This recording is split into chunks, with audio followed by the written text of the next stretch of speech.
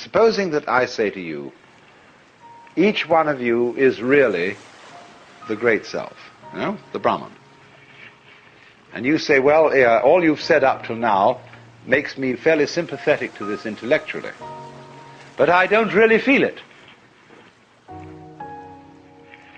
What must I do to feel it really? My answer to you is this. You ask me that question because you don't want to feel it really.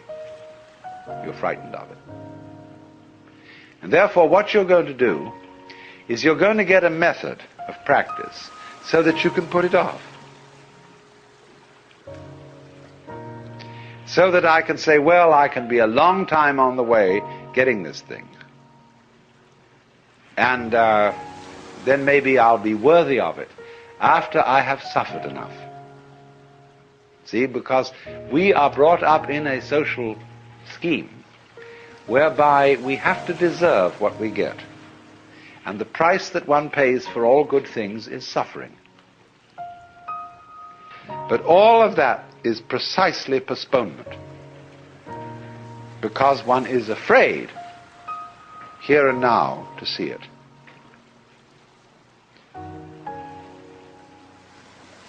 If you had the nerve, real nerve, you would see it right away.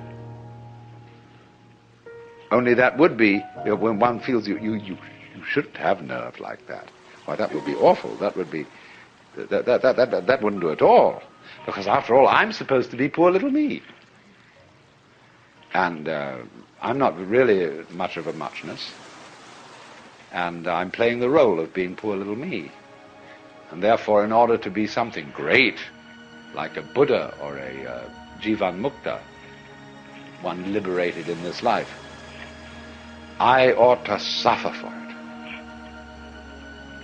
So you can suffer for it. There are all kinds of ways invented for you to do this.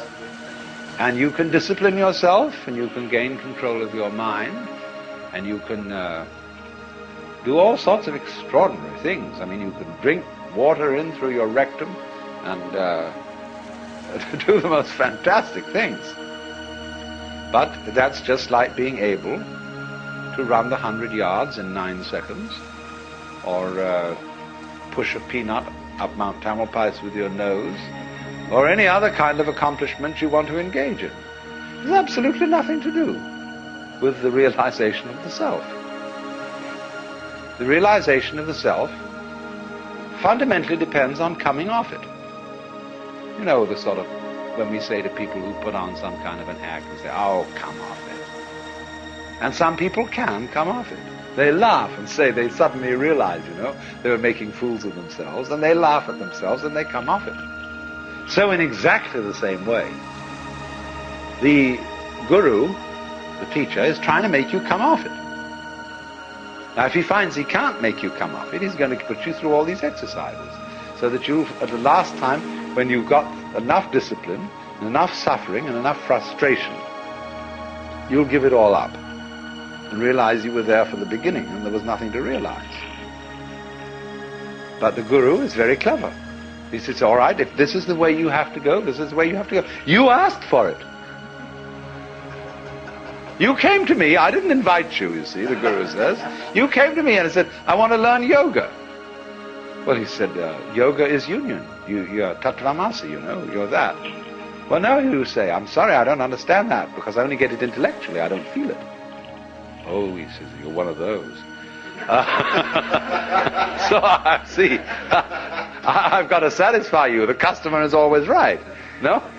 I've got to give you all this work to do, because you can't see directly that this is so. But he's looking at you in a funny way, you see. The guru is always saying to you, what are you doing? What's your game? Imagine, for example, a father confessor, and you feel terribly guilty that you've committed murders and robberies and adulteries and fornications and all kinds of arson and injury to people and financial shenanigans. And you go to this man and say, I am a terrible sinner. Oh, he says, really? He said, I have murdered somebody. He said, how many times?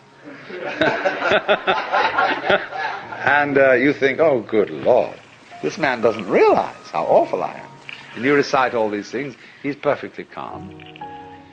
And then you say to him, well, you don't seem to be very shocked. He said, you haven't confessed any serious sins. He said, what do you mean by a serious sin? Well, he said, what do you think? Well, I don't know. I just feel wrong. I just feel there's something in the basis of me that tells me that I am not what I ought to be. Could it be that I'm spiritually proud? That I'm egocentric? He says, no, this is not. It's very usual. This is quite ordinary sin. But he says, you are guilty of something really terrible. And what could that be? Well, I have no idea. Now he says, come on. Go deeper. What is the real sin you've committed? You think, what, me? I, little me, could do something worse than murder, worse than spiritual pride? Just little me? I mean, I'm a reasonably well-intentioned person. What could that be? And he looks at you in a funny way. He says, you know.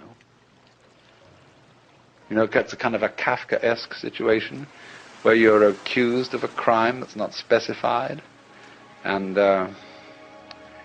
yet the accuser says, you jolly well know what you've done. Of course, we can't mention it. Because, it's like those laws that are on the books in the state of California and several other states where people are accused of the abominable crime against nature. Nobody knows what it is. I mean, it can't be mentioned. It's too dreadful to be talked about. So this guy does the same thing, but it's in a different dimension. You've done it. Now what did you do? See, the real crime is that you won't admit you're God. That's false modesty. So the Guru challenges, you see.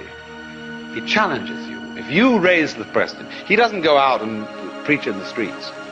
Say, come on everybody, you ought to be converted. He sits down under a tree and waits. And people start coming around, and they offer him propositions. He answers back. And he challenges you in any way that he thinks is appropriate to your situation. Now, if you've got a thin shell and your mask is easily dispatched with, he simply uses what we might call an easy method. He says, listen, Shiva, come off it. Don't pretend you're this guy here. I know who you are. And the guy sort of twinkles a bit and says, well, I guess you're right. But the people aren't like that. They have very thick shells. And so he has to invent ways of cracking them. So here is how it goes.